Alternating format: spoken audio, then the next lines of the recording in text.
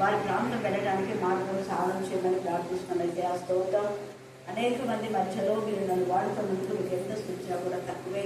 దేవా నా ప్రభా చదువుకున్న లేఖన బాబు మా సూచి విడిచి మా అందరి జీవితాలు మీరు గడిపించండి. ప్రతి ప్రార్థన రూపమై మీ సన్నిధిలో చేస్తున్న విధానానికి నేను వదలు స్తోత్రం చెల్లించుకుంటున్నాం. వాక్యంలో వాక్యంతో మీరు మార్చండి. వాక్యం బయలు వెళ్ళించినప్పుడే ఆత్మీయ మానసిక శారీరక రుగ్మత నుంచి విడిపించండి ప్రభా. వాక్యం ద్వారా బలపరచండి, వాక్యం ద్వారా ధైర్యపరచండి, వాక్యం ద్వారా స్వస్థపరచండి, వాక్యం ద్వారా దుష్ట శక్తులు దురాత్మల ప్రేతాత్మల సమస్య విడిపించమని ప్రార్థిస్తున్నాం. దేవా మీ రక్తం ఎంత శక్తివంతమైంది ప్రభా. దేవా మీ రక్త ప్రోక్షణ ఎందుకు మేము రావడానికి మీకు దయచేయండి.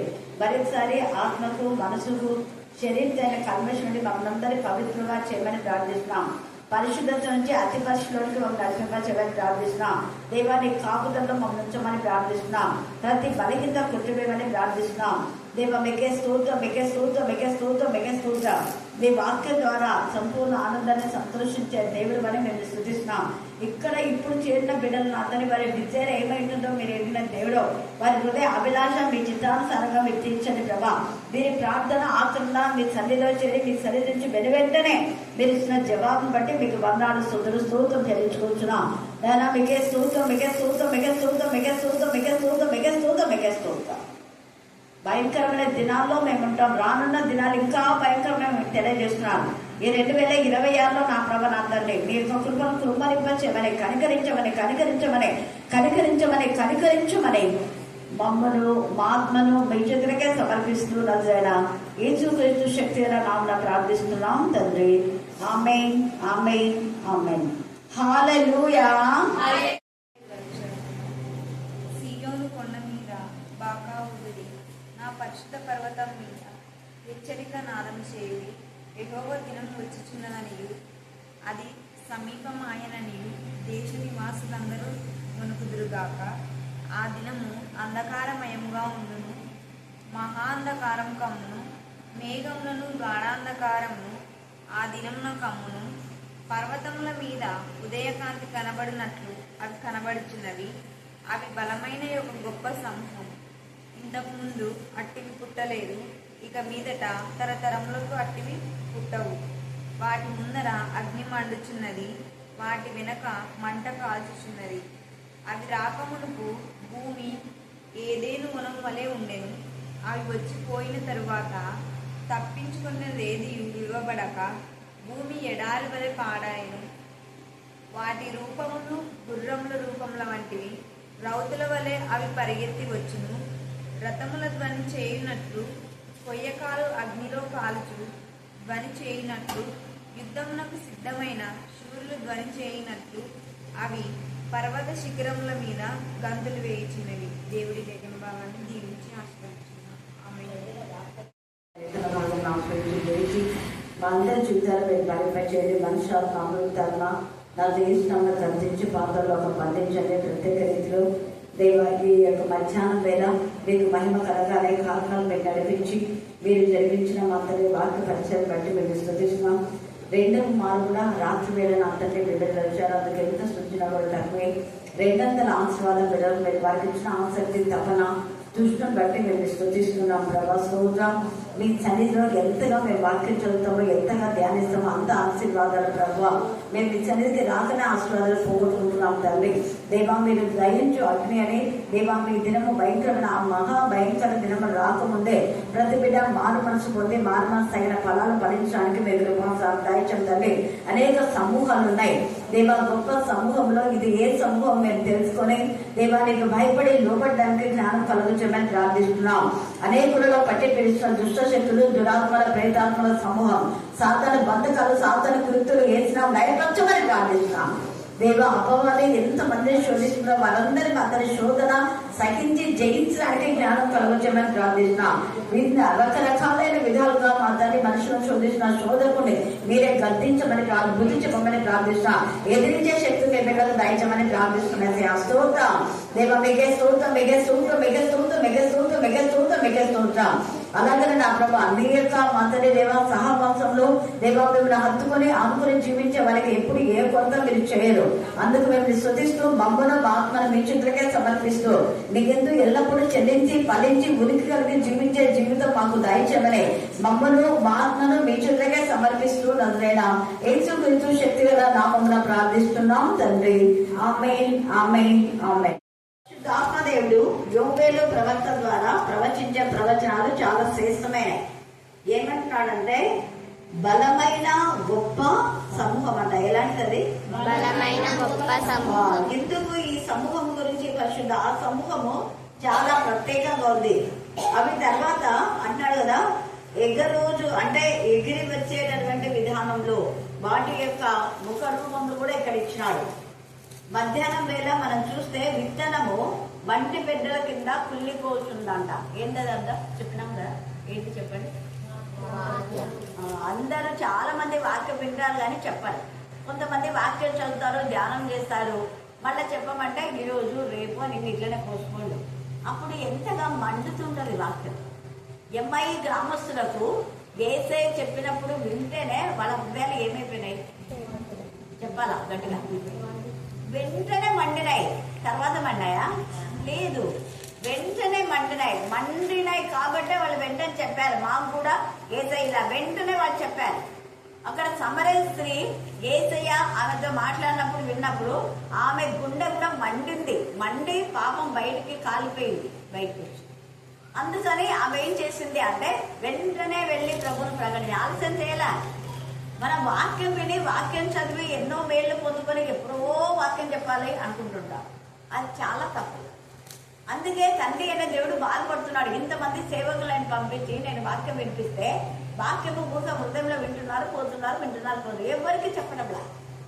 ఒక్క రోజు మనం ఒకరు చెప్పకపోతే అది ఎంత బాధ అంటే చెప్పలేము. నేను అనుభవించినా కాబట్టి మీతో మాట్లాడుతున్నాను. అలాంటి బాధలు లేకుండానే ప్రతిరోజు పెట్టింది ఇక్కడ. అప్పుడు రోజు ఖచ్చితంగా తీసుకునే వాళ్ళం 5 మందో 10 మందో. కానీ ఇప్పుడు 5-10 కాదు, కానీ దేవుడు ఇంకా అనేక ఆత్మలు వినాలి అని ఇష్టపడుతున్నాడు. అంటే ఆశ తపన మనకి ఎప్పుడైతే ఉంటుందో అప్పుడు దేవుడు మార్గం సరళం చేస్తారు. చాలా మంది ప్రభు బలలో పాలు పొందుకుంటున్నారు కానీ ప్రచురించడం లేదు. అప్పుడు కూడా దేవుడు ఎంత బాధపడుతుంటాడు, ఎందుకు వీళ్ళు ఇలా చేస్తున్నారు అని ఎంత నొచ్చుకుని ఉంటాడు. మనకు ఒక విజయం జరిగితే, ఒక మేలు జరిగితే ఎవరికైనా చెప్పుకుని ఉంటామా? ఉండాం. వీధి వెళ్ళి చెప్తాం. మళ్ళీ ఎందుకు వెళ్ళి ఇంత శ్రేష్టమైన విలువైన వాక్యం, ఎంతో విలువైంది, 1000 కొలది వెండి బంగారు నాణ్యాల కంటే ఆయన వాక్యము శ్రేష్టమైంది. చుంటి తేనె దారాల కంటే మృదు మధురం శ్రేష్టమైంది. అది అంత శ్రేష్టమైన ఆహారాన్ని మనకి ఇచ్చినప్పుడు మనం ఎక్కడైనా శ్రేష్టమైన ఆహారం తింటే ఈరోజు పలానా చోట వాళ్ళు తినొచ్చున్నాం అంటాం కదా. మరి అలాగే ఈరోజు చక్కటి వాక్యం చెప్పామని అంటున్నారా మీరు ఎప్పుడన్నా? అంటే మంచిదే. ఇక్కడ ప్రాణం చేసేటప్పుడు దేవా ఎప్పుడు వినని కొత్త సంగతులు విన్నామంటారు. మరి ఆ కొత్త సంగతులు ఎంతమంది మనం చెప్తున్నాం? చెప్పకపోతే విత్తనం మంటి పెద్దల కింద కుళ్ళిపోతుంది అంటే బాధ కుళ్ళుకుంటున్నాడు దేవుడు. ఇక్కడ కుళ్ళిపోతున్నదంటే వాక్యం ఎప్పుడు కుళ్ళిపోదు. కాకపోతే దేవుడు లోపల ఆయన నరులను ఎందుకు చేసినాను అని మనసులో ఏం చేసినాడు, ఆయన నొచ్చుకున్నాడు. వీళ్ళకు కాకుండా అన్నిలకు రక్షణిస్తే వాళ్ళు ఎంత బాగా ప్రకటించేవారేమో. ఆమె అన్ని రాలే సమరయ స్త్రీ, అన్ని రాలే. ఆమె వెంటనే ప్రకటించడానికి వెళ్ళిపోయింది. ఇస్కరియోతు యూదా యూదుడైన ఇస్కరియోతు యూదా 3.5 సంవత్సరం యేసుప్రభు దగ్గర ఉండి యేసుప్రభు పంపినప్పుడు మాత్రమే వాక్యం చెప్పాడు. అప్పుడు మాత్రమే, ఇంకా తర్వాత లేదు. మళ్ళీ పెండిన శిష్యులు అక్కడక్కడ చెప్పుకుంటూనే ఉన్నారు. ఎందుకు? సహవాసంలో, సమూహంలో. ఇక్కడ కూడా ఏమన్నాడు? సియోను కొండ మీద బాకా ఊదుడి, పరిశుద్ధ పర్వతం మీద హెచ్చరిక నాదం. హెచ్చరించండి. వాళ్ళ హెచ్చరించినా కూడా వాళ్ళు చేయకపోతే తప్పు వాళ్ళ పైన ఉంటుంది. యెహెజ్కేలు 33:3 చదవండి. యెహెజ్కేలు 33:3.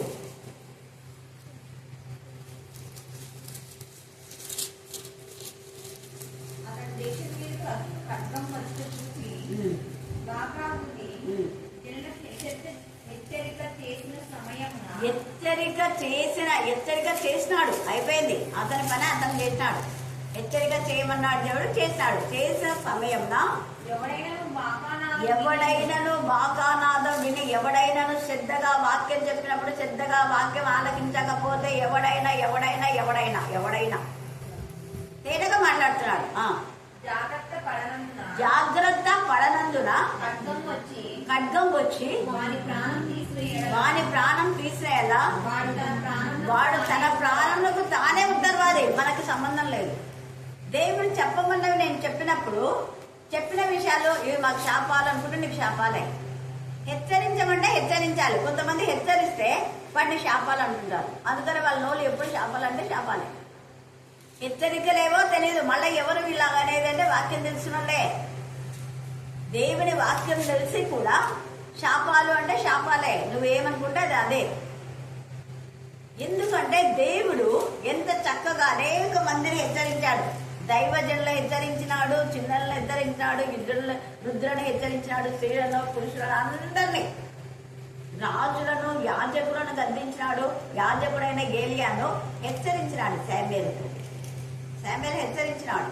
దేవుడు నీ పదవిని తీసేయాలనుకుంటున్నాడు. ఎందుకంటే నువ్వు నీ కొడుకులు చేసేది గద్దించడం లేదు, కొడుకులు చేసేదాన్ని నువ్వు సమర్థించుకుంటున్నావు. ఊరికే చేయొద్దురా అంటే వాళ్ళు చేయకుండా ఉంటారా? వాళ్ళని అసలు మందిరంలో రానికుండా చేయాలి కదా. వాళ్ళు చేసేది అక్రమ, మందిరాన్ని పాడు చేస్తున్నారు, వాళ్ళు వ్యభిచారం చేస్తున్నారు. వ్యభిచారం చేసే వ్యక్తులు ఎలా రాణిస్తారు మందిరంలోకి? నువ్వు ఒక యాజకుడు కదా, మందిరాన్ని అపవిత్రం చేస్తున్నా, నువ్వు ఎందుకు చెప్పలేకపోతున్నావు? హఠాత్తుగా ఇక్కడ అంది కదా, హఠాత్తుగా ఖడ్గం వచ్చింది. హఠాత్తుగా మెడ విరిగి చచ్చాడు. ఇద్దరు కొడుకులు కూడా హఠాత్తుగా. అనుకున్నారు వాళ్ళు చూస్తామని, అనుకోలేదు. ఎన్ని యాక్సిడెంట్స్, ఎన్ని ప్రమాదాలు హఠాత్తుగానే జరుగుతాయి. మనం చెప్పింది వినరు, హఠాత్తుగా వస్తుంది. అప్పుడు మనం ఏం చేయాలనుకున్నా ఏం చేయలేదు. అందుకే బాకానాదము మీరు వినిపించండి అంటున్నాడు. పైన చూస్తేనేమో యాజకులు గోనపడ్డ కట్టుకోవాలంట. ఏడ కట్టుకుంటున్నారు? యాజకులు గోనపడ్డ. యాజకులు ఏడ్చి కన్నీరు కార్చాలి. ఎక్కడ ఏడుస్తున్నారు? కన్నీటి ప్రార్థన ఉందా యాజకులది? లేదు. యాజకులు ఎంత చక్కగా చెప్పండి. మనం పొద్దున మధ్యాహ్నం నేర్చుకున్నాం. యాజకులారా గోనె పట్ల కట్టుకుని అంగలార్చుడి, బలిపీఠం వద్ద పరిచర్య చేయి వారలారా రోదనం చేయడే. బలిపీఠం దగ్గర అంటే దేవుని మందిరంలో ఎవరెవరు కసుగొట్టేటోళ్ళు, చూసేటోళ్ళు వీళ్ళంతా అందరు ఏడ్చి దేవుని చెంత మొరపెట్టాలి. కారణం ఏంటంటే రాకడ సమీపం ఉంది. చాలా మంది పరిశుద్ధంగా లేరు, అపవిత్రులైపోతున్నారు. దేవునికి విరోధమైన విధానంలో పాపం వెంట పాపాన్ని కూర్చుకుంటున్నారు. పాపం అనే కొండలు పెరిగిపోతున్నాయి. కానీ వాక్యం వింటున్నారు, కానీ బ్రతుకులు ఏం మారటం లేదు. ఇంకా పెరిగిపోతూనే ఉన్నాయి. ఇంకా ఎక్కువనే చేస్తున్నారు. ఎంత చెప్పినా, ఎంత గద్దించినా, ఎంత హెచ్చరించినా వాళ్ళ పాపలు వాళ్ళు చేస్తూనే ఉన్నారు. అప్పుడైతే నైవేద్యం రావడం లేదని యాజకులు బాధపడుతున్నారు. యాజకులు ఎందుకు ఏడుస్తున్నారు అంటే వాళ్ళు నైవేద్యం లేదని ఏడుస్తున్నారు. నైవేద్యం వస్తే వాళ్ళకి తిండి దొరుకుతుంది. వాళ్ళు వంటలు చేసుకోరు కదా, తెచ్చినటువంటి దాన్నే తింటారు, మళ్ళా ప్రజలకు బోధిస్తారు. అది వాళ్ళ పని. ఏం పని చేయాలి యాజకులు అంటే మళ్ళీ ఏం పని? వాళ్ళ పని ఒకటే, ధర్మశాస్త్రం బాగా చదవాలా, ప్రజలు తెచ్చినటువంటి దాన్ని తినాలి. అదే ప్రజలు వేరే వాళ్ళు తినకూడదు, వాళ్ళే తినాలి. అవి బలి అర్పించిన బలులను వీళ్ళకి తిని మిగిలింది వృద్ధులకి ఎలా, పరదేశాలకి ఎలా, తల్లిదండ్రులు లేని వారికి ఎలా, అక్కడ మళ్ళీ ఎవరైనా పరదేశం నుంచి వచ్చిన యాజకులు ఉంటే వాళ్ళకి ఇవ్వాలి, అన్యులకు ఇవ్వాలి. ఆ పరదేశులైనా కూడా వాళ్ళు దేవుని భయభక్తి కలిగి ఉంటే కూడా వాళ్ళకి ఇవ్వచ్చు అని అలాగున్నాయి. మరి ఇక్కడ అసలు నైవేద్యమే రావటం లేదు. అపరాధ పరిహారం పర్లేదు, నైవేద్య పర్లేదు, పాప పరిహారం పర్లేదు, బలులే అర్పించలేదు. వాళ్ళకి ఆకలి అయిపోతుంది, కడుపులు మండిపోతున్నాయి. ఇప్పుడు మండుతున్నప్పుడన్నా మీరు గోనబెట్ట కట్టుకొని ప్రార్థన చేయండి అవ్వా అంటున్నాను. ఇప్పుడైనా మీకు బుద్ధి ఉందా అంటున్నాడు. అందుకని యాజకులారా గోనెబెట్ట కట్టుకుని అంగలార్చుడి, బలిపీఠం వద్ద పరిచర్య చేయవాలా రోదనం చేయడి. నా దేవుని పరిచారకులారా గోనెపట్ట వేసుకొని రాత్రి అంతా చూడండి. ఒక్క రాత్రి గడపమంటే గడపకపోతే ఎంత బాగుంటుంది. దేవుడు అడుగుతున్నాడు. ఏ కాపరైనా ఒక్క రాత్రంతా దేవుని సన్నిధిలో ప్రార్థిస్తున్నాడా, రోదన చేస్తున్నాడా, కన్నీటి ప్రాణం చేస్తున్నాడా? ఆత్మల కోసం నశించే ఆత్మలు. వీళ్ళు ఎవరికి రక్షణ లేదు. నామం కోసం వ్యాక్సిన్ తీసుకున్నారు. వాళ్ళు మనలో కానీ పోరు, వాళ్ళు నరకానికి పోతారని తెలుసు. వాక్యం చెప్పే యాజకులకు తెలుసు. మరి తెలిసి ఏం చేస్తున్నారు? పైపైన మెరుగులా సున్నం కొట్టిన సమాజం అంటే అదే. పైపైన బాగా అందంగా వాక్యం చెప్తే ఇంకా మేము బలైపోయినాంలే అనుకుంటున్నాం, కానీ రక్షణ అనేది లేదు, మారు మనసు లేదు. అందుకని హెచ్చరించండి అంటున్నాడు. అది దేవుని యొక్క మహాదినము సమీపమైననియు దేశ నివాసులందరూ వంచుదురు కాక. సమీపమైంది. దేశం యొక్క నివాసులందరికీ వణుకుబట్టేలా చెప్తున్నాడు ఇక్కడ. ఆ దినము మహా అంధకారమయంగా ఉండును, మహాంధకారం కమ్ములు, మేఘములను గాఢాంధకారంలో ఆ దినమును కమ్ములు. పర్వతం మీద ఉదయకాంతి కనబడినట్లు అవి కనబడును. అవి బలమైన ఒక గొప్ప సమూహం. ఏంటంటే అవి మన టాపిక్ అదే, బలమైనవి మళ్ళా గొప్ప సమూహం. బలమైన గొప్ప సమూహాలు, రౌడీ సమూహాలు ఉంటాయి. రాజకీయ నాయకుల్లో కూడా బలమైన వాళ్ళని గొప్ప సమూహం అంటుంటాం కదా, అది. తర్వాత వంశాల్లో కొంతమంది ఉంటారు, వాళ్ళ దండ ఏమంటారు, వాళ్ళ దండ ఏమంటారు, గుంపు గుంపు గుంపు అంటారు కదా, వాళ్ళ గుంపు చాలా పెద్ద గుంపు అంటుంటారు. గుంపేనా, కరెక్టేనా, ఇంకేమన్నా అంటారా? వాళ్ళ చట్టమా, వాళ్ళ చట్టం దండి ఉంది. చూడండి ఎన్ని ఉన్నాయో దీనికి. గుంపు, వాళ్ళ చట్టం దండి ఉంది. వాళ్ళ బలగం, బలగం అంటారు. బలగం మేము ఇక్కడ విన్నా, బలగం. వాళ్ళు పెద్ద బలగం టీచర్ వాళ్ళు, బలగము అంటుంటారు. అంటే గొప్ప సమూహంగా వచ్చి ఎవరు అమాయకులకు ఇళ్ల మీద పడి పెద్ద పెద్దగా గొడవలు చేసుకుంటారు. వాళ్ళంతా రౌడీలాగా, రౌడీలు, పెద్ద రౌడీలు, వాళ్ళు గొప్ప రౌడీలు అంటుంటారు కదా. బందిపోటు దొంగలు కూడా, బందిపోటు అంటే వాళ్ళు ఎవరు పడితే వాళ్ళు చంపేస్తారు. వాళ్ళకు నీతి న్యాయం అనేది ఏమి ఉండదు. తర్వాత కరువు కట్టిన హృదయాలు వాళ్ళు, అలాగా గొప్ప సమూహం. రకరకాల సమూహాలు ఉన్నాయి కదా.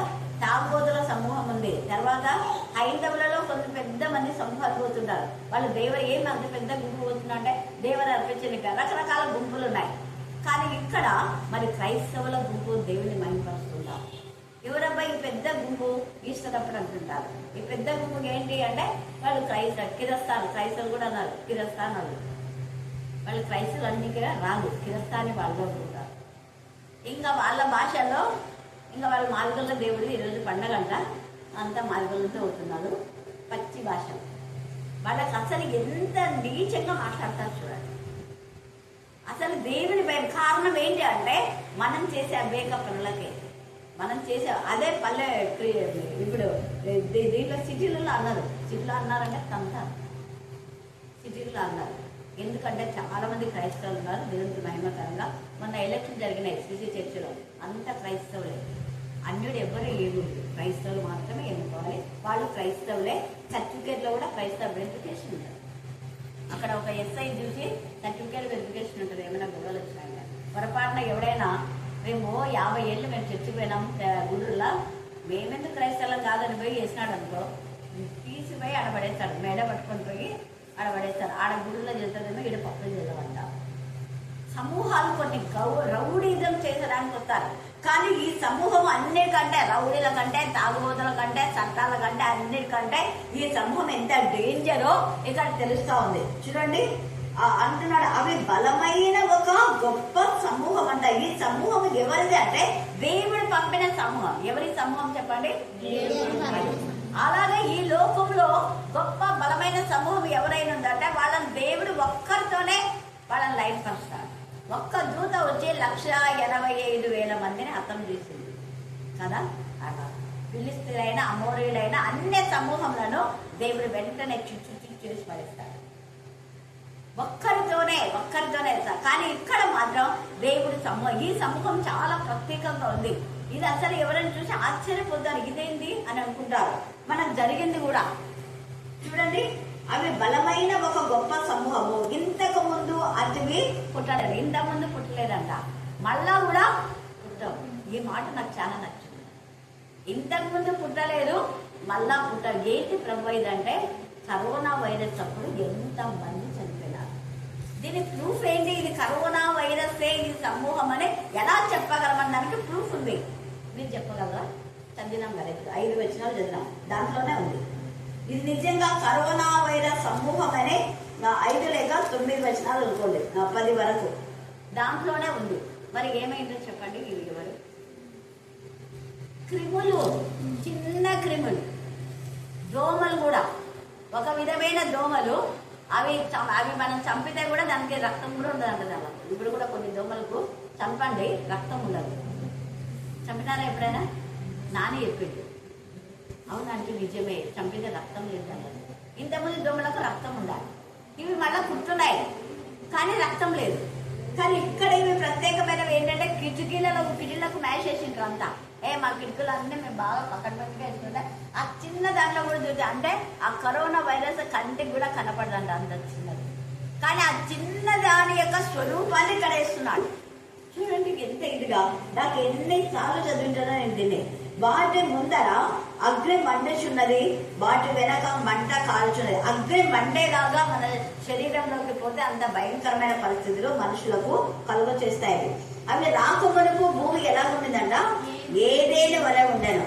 అవి వచ్చిపోయిన తర్వాత తప్పించుకునేది ఏది విడవబడక భూమి ఎడారి వలె ఆయను. ఎడారి వలె అయిపోయిందంట భూమి. కానీ ఇప్పుడు ఒకవేళ అది సూచన అయితే ఇంకా రాబోయే దినం ఇంకా భయంకరం ఉంటుంది. చూడండి, వాటి రూపంలో ఎలా ఉన్నాయంటే గుర్రంల రూపంలో వంటివి. మామూలుగా వీరి దోమను బైనాక్యులర్స్ చూస్తే ఎలా కనపడుతుంది చెప్పండి? గుర్రంలాగా కనపడుతుందా లేదా? గుర్రంలాగానే ఉంటాయి. సేమ్ దానిలో కాళ్ళు 4 కాళ్ళు ఉంటాయి. అవి ఆ గుర్రంలాగే ఉంటాయి. అవి అంటే బైనాక్యులర్స్ అంటే పెద్దగా ఉంటుంది. అది భూదంతంలో అట్లా చూస్తే కూడా అవి వాటి ముఖ రూపాలు అలానే కనపడతాయి. ఇక్కడ వాటి రూపాన్ని తేలిగా ఇచ్చినాడు. అవి వాటి రూపంలో గుర్రముల రూపంలో వంటివి, రౌతుల వలె అవి పరిగెత్తి వచ్చును. రథము ధ్వని చేయనట్లు, కొయ్య కాలు అగ్నిలో కాల్చు ధ్వని చేయనట్లు, యుద్ధములకు సిద్ధమైన సూర్యులు ధ్వని చేయనట్లు అవి పర్వత శిఖరముల మీద గంతులు వేయించున్నవి. వాటిని చూచి జనములు వేదన నందును. అందరి ముఖములు ఏమైపోయినాయి? తెల్లగా. అందరి ముఖాలు భయపడి ఎవరి కరోనా వస్తుందో ఏమో భయపడప్పుడు అది ఇంకా చూచలేని నాకు తెలిసి ఇంకా భయంకరమైనది రాబోతుందని మాకు తెలియదు. ఎందుకంటే యేసయ్య రాకడలో విడిచిపెట్టబడిన వాళ్లకు భయంకరమైన ఉగ్రత వస్తుంది. బహుశా అప్పుడు కూడా ఇవి రావచ్చేమో. మరి ఇప్పుడు మనకు కేవలం కొన్ని సూచనలు అన్నాడు. కొన్ని సూచనలు నేను ఇస్తాను, నా రాకడ ముందు కొన్ని సూచనలు అన్నాడు. ఇవన్నీ కేవలం సూచనలు అయి ఉండొచ్చు, మేబీ చెప్పలేము.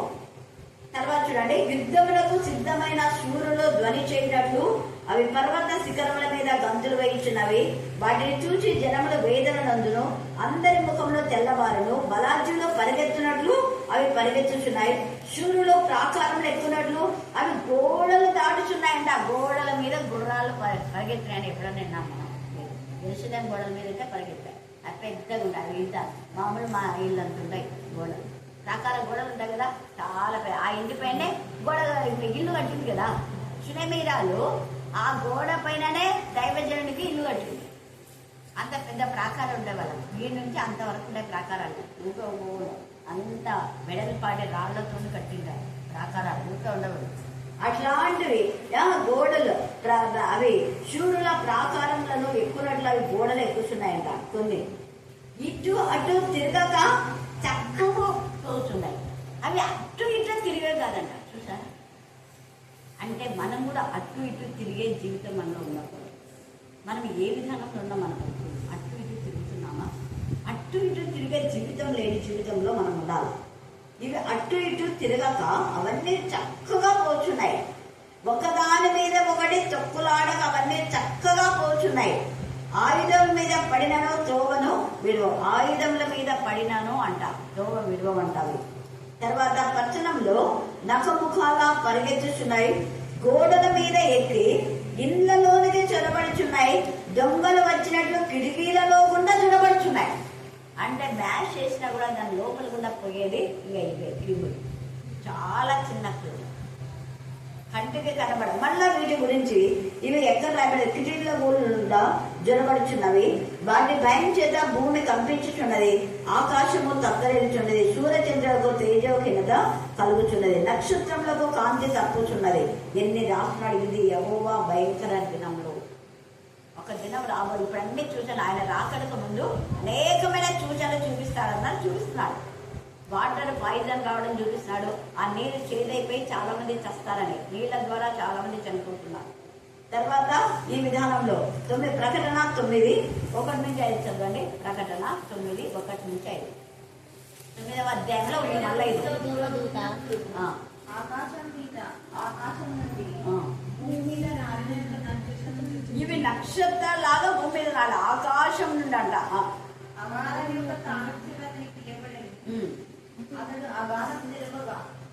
అతడు అగాధం తెరవగా పెద్ద కొలిమిలో నుండి పొగ వంటి పొగ ఆ అగాధం నుండి. బాగా ఆలోచించండి, ఒక్కసారి ఆలోచించండి. ఒక పొగ అగాధం నుండి లేచిందంట. పొగ పొగ పొగ పదే పదే పదే ఈ మాట మీ మైండ్ లో అనుకోండి. పొగ అగాధం నుండి లేచిందంట. ఆ అగాధములోని పొగ చేత సూర్యుని వాయుమండలంన చీకటి కమ్మింది. ఇక్కడ చీకటి కమ్మింది కదా. సేమ్ ఇదే యోవేల రాసిన ఇదే మాట 9 ప్రకటనలో. ఆ పొగలో నుండి మిడతలు వచ్చినాయంట. పొగలో నుండి వచ్చినాయి మిడతలు. ఇక్కడ మిడతలు అన్నారు, ఇక్కడ గుర్రాలు అన్నారు. మిడతలు కూడా కొంచెం గుర్రాలాగానే ఉంటాయి. ఒకవేళ అవన్నిటిని దేవుడు గద్దించి అక్కడికైనా బంధించినాడేమో తెలియదు. ఇప్పుడు మళ్ళీ దాన్ని పిలుస్తున్నాడు మహాసైన్యం. అవన్నీ మిడతల రూపం లాగా ఉన్నాయంటే ఇంకా చూడమని చదువు. భూమిలో ఉండు తేళ్లకు బలమున్నట్టు వాడికి బలం. ఇక్కడ బలమైన సమూహము. తేళ్లకు బలం ఉన్నట్టు వాడికి బలం ఉన్నట్ట. మరియు నొసలయందు దేవుని ముద్ర లేని వారికే తప్ప భూమిపైన గడ్డికి కూడా హాని కలగకూడదు అంట. గడ్డికి అవి ఏం చేయవు, మొక్కలకు ఏం చేయవు. కానీ ఎవరి నొచ్చటైతే ఏసే నామం లేదో వాళ్ళకు మాత్రమే, ఏసే నామము ఏసే రక్తం లేని వాళ్ళకు మాత్రమే ఇవి హాని చేస్తాయి. ఇంకా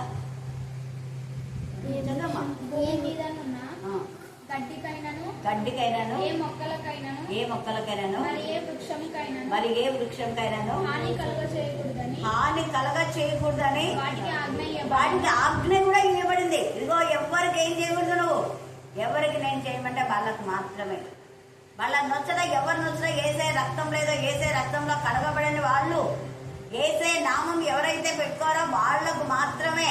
వాటి రూపంలో గుర్రంల రూపంలో వంటివి కదా. వాటి యొక్క ఇవి కూడా ఉన్నాయి, వాటి మైమరువులు ఉన్నాయి, వాటికి అంటే రెక్కలు ఉన్నాయి. చూడండి, వాటి తోకలు పాము ఇది లాగా ఉంటుందంట, అది గుర్రం లాగా ఉంటాయి. వాటి యొక్క కాళ్ళు అక్కడంతా ఉంది, వర్ణన ఉంది, మీరు చదవండి, టైం లేదు. తోకనేమో తేళ్ల తోకలు వంటి తోకలు చిన్నగా వెనకాల నుంచి కొడతాను. చూసావా ఎంత భయంకరమైన జంతువు అది. కానీ ఇవి ఎక్కడి నుంచి వచ్చినాయి? రోడ్డు మీద నుంచి వచ్చినాయా? అగాధంలో నుంచి దేనిలో నుంచి వచ్చినాయి? పొగలో ఉంటే అవి ఎంత సూక్ష్మంగా ఉంటాయి. ఆ సూక్ష్మంగా ఉన్న సూక్ష్మ జీవుల యొక్క ఆ లక్షణాలు ఇంత చిన్నవి, ఇంత పనిచేస్తాయని మనం అనుకుంటాం. అవి కుట్టే అంట, తేలు కుట్టినంత బాధ ఉంటాయంట. ఆ బాధ ఒక్క రోజుతో పోదు. తేలు కుట్టే 3 రోజులు ఉంటాయి కదా, ఎంత బాధపడతారో 3 నెలలకు తెలుస్తుంది. కానీ ఇక్కడ కుట్టేనంట 5 నెలల వరకు అంట. ఎన్ని నెలల వరకు? ఆ బాధలు తట్టుకోలేక మనం చంపేనని పర్వతంలో పోయి కొండల దగ్గరికి వచ్చాం. మేము తట్టుకోలేము, ఈ బాధను మేము భరించలేం, చంపండి, మరణం కావాలంట. కానీ మరణం రాదు. 5 నెలలు బాధ అనుభవించాల్సిందే. చావాలని వాళ్ళు ఎంత ఆశపడతారంట, కానీ మరణం వాళ్ళని విడిచి పారిపోతారు. మీరు ఇంటి వెనక 9వ అధ్యాయం అంతా చదువు.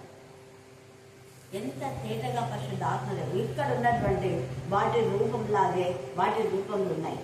అందుకనంటే అవి ఒక విధమైన దోమలు, తర్వాత ఒక చోట మిడతలు అంటారు, ఇంకో చోట పొగలో నుంచి వచ్చినాయంట. ఎంత వెలిగిగా పొగలో నుంచి వచ్చినాయి. అందుకే ఒకసారి మళ్ళీ వాటి రూపం చదువు రానళ్ళు వింటారు. మరియు వారిని చంపుటకు అధికారం ఇవ్వబడలేదు కానీ 5 నెలల వరకు బాధించుటకు వాడికి అధికారం ఇవ్వబడెను. వాటి వలన కలుగు బాధ తేలు మనుషుని కుట్టినప్పుడు బాధ వలె ఉండును. ఆ దినములలో మనుషులు మరణమును వెదుగుదురు, కానీ అది వారికి దొరకనే దొరకదు. చావాలి భరించలే అంట, దొరకదు. ఇంకా చదువు. చావవలనని ఆశపడుదురు కానీ మరణము వారి యొద్ద నుండి పారిపోతుందంట. మరణమే పారిపోతుంది. నువ్వు మరణాన్ని వెతుక్కోని అవసరం లేదు, ఇక్కడ మరణమే పారిపోతుందంట. ఆ మిడతల రూపంలో యుద్ధమునకు సిద్ధపడు గుర్రముల వలె ఉన్నాయంట. మరి గుర్రాలు పొగలో నుంచి వస్తాయి ఎక్కడన్నా? చూడండి, గుర్రం లాగే ఉన్నాయి, పొగలో నుంచి వచ్చినాయి. రూపాలు ఎలాగున్నాయంట? గుర్రముల రూపంలో వంటివంట. బంగారం వలె మెరియు కిరీటంలో వంటి వాటి తలల మీద ఉండేను. వాటి ముఖములు మనుష్య ముఖముల వంటి. మనుష్య ముఖం ఇంత పెద్దగా ఉండదు. మరి పొగల నుంచి ఎట్లా వచ్చినాయి? తర్వాత స్త్రీల తల వెంట్రుకలు వంటి వెంట్రుకలు వంటి. ఇది ఒక దేవతకు ఉంది. మనిషి రూపం ఉంటుంది, కిరీటం ఉంటుంది, వెంట్రుకలు ఉంటాయి. తర్వాత చదువు. వాటి పండ్లు సింహపు కూరల వలె ఉండును. ఇనుప మైమరలు వంటి. మైమర అంటే 2 రెక్కలు ఉంటాయి వాళ్ళకు. వాటికుండును. వాటి రెక్కల ధ్వని యుద్ధమునకు పరిగెత్తినట్టు విస్తారమైన గుర్రముల రథముల వంటి ధ్వని లాగుంటాడు. ఈడ కూడా అదే అంటున్నాడు ధ్వని. అది బలమైన గొప్ప సమూహం. వాటి ధ్వని ద్వారా అవన్నీ కూడా ఎంతగా భయం పుట్టిస్తున్నాయంట. ఏడగా చెప్తున్నాడు ఇక్కడ. తేళ్ల తోకల వంటి తోకలను కొండ్లును వాటికుండును. 5 నెలల వరకు వాటి తోకల చేత మనుషులకు హాని చేయుటకు వాటికి అధికారం దేవుడిచ్చినాడు. అందుకనే అధికారం ఇప్పుడు క్రీస్తు దాయను అని 12లో మనం చూస్తాం. దేవుని యొక్క అధికారం, దేవుని అధికారములకు ఇవన్నీ దేవుడు ఇచ్చినాడు. కాబట్టి దేవునికి లోబడే వాళ్లకు ఇవేం చేయాలి? దేవునికి లోబడకపోతే వాక్యం అనే భయం లేకుండా, భక్తి లేకుండా, మనిష్టానుసారంగా తినుము తాగుమని జీవిస్తే వాళ్ళకు వచ్చే గతి ఇదే. ఎంత భయంకరది! 9వ అధ్యాయం చదివే రక్షణ పొందని వాడంటూ ఉన్నాడు. నాకు తెలుసు, అర్థం చేసుకున్నాను. ఆ సిచ్యువేషన్ రాకముందే మన బ్రతుకులు మార్చుకొని దేవునికి భయపడి లోబడి దేవునికి ఇవ్వాల్సిన సమయం మనం ఆయనకి ఇద్దాం. ఇచ్చి ఆయన నామను ఘనపరుద్దాం. ఆయన గద్దించేలా చేద్దాం. వీళ్ళు నా పిల్లలు ఇలా టచ్ చేయొద్దని దేవుడే గద్దిస్తాడు. అక్కడ ఆ ఇవన్నీ కూడా పశువులు మొరపెట్టున్నాయి, యాజకులు మొరపెట్టడం లేదు. పశువులకు హాని చేయకూడదు, గట్టిగా హాని చేయ గట్టికి కూడా అంటాం. దేవుడు మనమంటాం మనిషి అదేంటి చెట్లు కదా, అవేంలే చెట్లులే అంటుంటారు. మనల్ని బాగా ఏర్నాటుగా మాట్లాడుతుంటారు. అప్పుడు ఇక్కడ చెట్టు ఉన్నప్పుడు ఆ చెట్టు కొమ్మలు తెంచేస్తే ఏమవుతుంది? బాగా అన్ని తెంచి పడేస్తుంది. ఏంటబ్బా ఇన్ని కొమ్మలన్నీ పువ్వినాయి, ఎవరు తెంచినా అంటే పలానాలు తెంచినారని చెప్పినారు. నేను పోయి అరిస్తే చెట్ల కొమ్మలు తెస్తే ఏమే అవు మా ఇద్దరి మీద పడినాయి తెంచినాడు. నువ్వు చెట్ల కొమ్మలు అనుకున్నావు, నేను అది ప్రార్థన చేసి వేసినావు. ఏదైనా చోట్ల పండు తింటేనే ఏమైపోయిందో తెలుసా నీకు అన్నా అప్పట్లో. ఆ తర్వాతనే భయంకర రోగం వచ్చింది. నేను చచ్చిపోతుంటే కాలు పట్టుకున్నాను, లేదా చచ్చిపోయింది. ఎందుకు నేను చెప్తున్నా అంటే చెట్లు, దేవుడు చెట్లనే ఏం చేస్తున్నాడు? కాపాడుతున్నాడు. మనుషులు ఏం చేస్తున్నాడు? చంపేస్తున్నాడు. ఈరోజు ఒక వీడియో నాకు పంపిస్తున్నారు. ఎవరో ఒక పాస్టర్ అంట. ఆయన ముఖ్యమైనది ఏమేంటంటే దేవుడు ఏదేని తోటను ఎంత ముందే మానవుని గుండా ఏదేని తోట చేసినాడు. కాబట్టి ఆ పాస్టర్ లక్షణం అంట వాళ్ళ పుట్టినరోజంతా ఒక మొక్కను వేయాలంట. ఎక్కడో చోట ఎక్కడో ఏదో చెప్పినాడు. ఒక మొక్క ఖచ్చితంగా పుట్టినరోజు అంటే మొక్కను వేయాలి. ఆయన ఎక్కువ వాక్యం చెప్పడంట. అన్ని ఇవే హెచ్చరికలేనంట. ఎక్కడి నుంచో అది 100 రూపాయలకు నూనె తెస్తాడు, 100 రూపాయలకు వాళ్ళకి అమ్మేస్తాడు. ఆ 100 రూపాయలకు వాళ్ళు ఏదైనా కాన్పిస్తే తీసుకుంటే లేకపోతే లేదు. అంటే వాళ్ళు 150 కొనుక్కునేది హోల్సేల్లో 100కే అంటే వచ్చేది. వాళ్ళు చెప్తున్నారు 100కే హోల్సేల్లో అమ్మితే 150. అట్లా వీళ్ళకి డబ్బులు నేను మిగిలిస్తున్నాను అని చెప్పేసి బాగా మంచిగా పెట్టినారు వీడియో. తర్వాత చెట్లు వేసినామంట. ఏదో పొలం ఉందంట. ఆ పొలంలో కూడా మా చెట్ల కూరగాయలు అవన్నీ తెచ్చి నేను వీళ్ళకి చేస్తుంటా. వీళ్ళకు వాక్యము దాని ద్వారానే చెప్తుంటా. దేవుడు చెట్లకు బాగా పెంచమన్నాడు, పరిరక్షణ చేయమన్నాడు. వృక్షో రక్షితి రక్షిత. కాబట్టి మీరు వృక్షాలను కొట్టువేయండి. ప్రతి ఒక్కరు ఒక చెట్టును పెంచండి. ప్రతి ఒక్కరు ఒక చెట్టు పెడితే ఎంత ఆశీర్వాదమో చూడండి. పరిరక్షణను మీరు కాపాడండి. పరిరక్షణ లేకనే మన దేశం ఇలా అయిపోతుంది అని ఆ దైవజనుడు ప్రతి బర్త్డే రోజు ఒక చెట్టు, ప్రతి క్రిస్మస్ రోజు ఒక చెట్టు అలా నాటమని చెప్తాంట. ఆయనకి ఎవరైనా ఏదైనా గిఫ్ట్ చేయాలంటే కూడా చెట్టు తెచ్చియాలంట. బాగుంది కదా, చాలా మంచి పాస్. ఆయనకి ఏమి ఇస్తున్నారో లేదో తెలియదు. ఎంత మంచిగా నాకైతే ఎంత సంతోషమైంది. అప్పుడు ఇది గుర్తొచ్చినాయి. ఎందుకంటే దేవుడు చెట్లకు హాని చేయకూడదని. మనలే చెట్లే కదా తెంచేదేది, ముట్టేది పూలు తెంచిదే. ఆ పూలు తెంచితే చాలా చెప్తాను. దేవుడు అది అడిగి తీసుకుంటే బాగుంటుంది. దేవుడిని అడిగి ప్రభా నాకు ఇవన్నీ చాలా ఇష్టం ఉంటే అడిగితే దేవుడు ఏం చేస్తున్నా తెలియదు. దేవుని అడగకుండా తెంచినామె అంత ఒట్టి పండే ఒకటే పండునే 2 తిన్నారు. ఇద్దరికి ఇంతవరకు ఇంకా పాపం జరుగుతూనే ఉంది. కాబట్టి నిర్లక్ష్యం అనేది ఉంది. ఇది గుర్తుపెట్టుకోండి. ప్రకటన 7వ అధ్యాయం కానీ 9వ అధ్యాయం కానీ ఇక్కడ ఏబుల్ కానీ చదివితే మనుషుల కన్నా హాని చేయగానే వృక్షాలకు హాని చేయదు. అంటే మనం ఏ పరిస్థితిలో ఉన్నాం? వృక్షాల కంటే నీచమైన స్థితిలో ఉన్నాం. అదే దేవునికి భయభక్తి గల వాళ్ళు వృక్షాల కంటే ఎక్కువనే లేదు. దేవునికి భయపడలేదు. దేవుడి వాక్య భాగం గురించి ఆశీర్వదించుగాక. ఆమె ఆమె చివరి ప్రార్థన. బలహీనత మమ్మల్ని నియమించి దూరం చేయకూడదు ప్రభా.